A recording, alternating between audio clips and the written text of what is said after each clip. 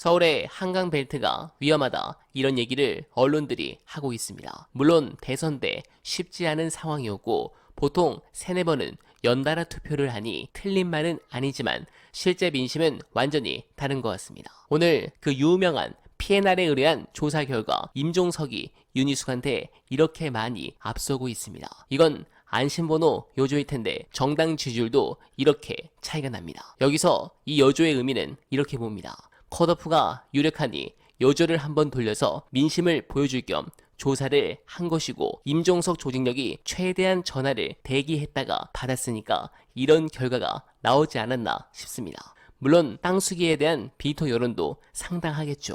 다만 얼마 전 여조에 비해 PNR 같은 여조에서도 이렇게 정당 지지율 차이가 더 높게 나온 곳은 고무적입니다. 그러나 이런다고 달라지지 않습니다. 아니 달라져도 안 됩니다. 임종석은 이미 오늘 공천 불복으로 정치 생명은 끝났습니다. 무소속으로 나올 텐데 그러면 친문들도 같이 망할 겁니다. 관련해서 해당 공천을 좌우하는 안교백 의원이 요즘 평가가 굉장히 좋습니다. 중요한 말씀을 하셨는데 짧은 영상 모시고 이어가 보겠습니다.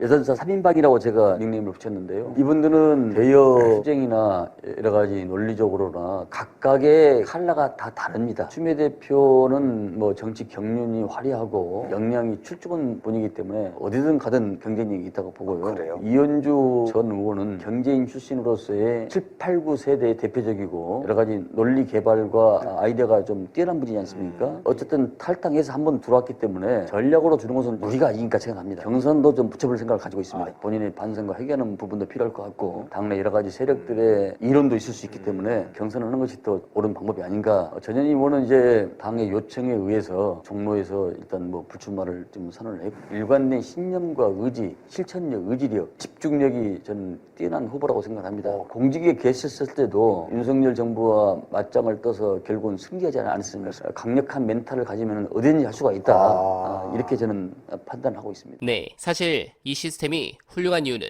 간단합니다. 국힘처럼 당을 장악하고 있는 권력자가 국회의원 평가를 좌지우지한다면 사람에게 충성으로 줄을 세우는 공천이 되고 그런 정당은 결국 주권자인 국민이 아닌 권력자를 위한 거수기 정당이 됩니다. 그러나 국회 출석, 발의 법안 등 의정 활동뿐 아니라 동료 의원 평가, 당직자 평가, 당원들의 평가 등 다면 평가로 순위를 정하여 현역 의원의 일정 비율은 공천에서 자동 탈락하게 하는 시스템이라면 선의의 경쟁을 유도하고 불성실한 국회의원을 걸러내는 정화 장치가 됩니다. 또한 당의 주인인 당원들이 직접 국회의원을 평가하면서 정당 정치가 개파 나눠먹기가 아닌 진정한 민주정치로 거듭나는 겁니다. 저는 그래서 이번 시스템 공천이 완벽하다 볼 수 없으나 엄청난 개혁을 성공적으로 진행하고 있다고 생각합니다. 그리고 그 중심에는 바로 이재명 대표가 있습니다. 관련해서 중요한 영상 안내드리며 이만 인사드리겠습니다. 최근에 탈당하시는 분들이 좀 한두 분 이렇게 계신 것 같습니다. 입당도 자유고 탈당도 자유입니다. 그런데 분명한 것은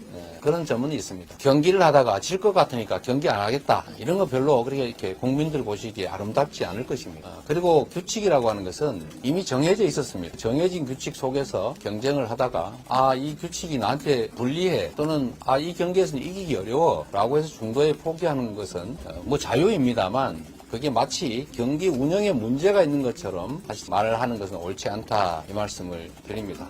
뭐 좌우간에 우리 탈당을 하시는 분도 우리 당에 지금까지 함께했던 구성원이셔서 특별히 더 드릴 말씀은 없습니다만 참으로 아쉽게 생각한다 이 말씀 드립니다.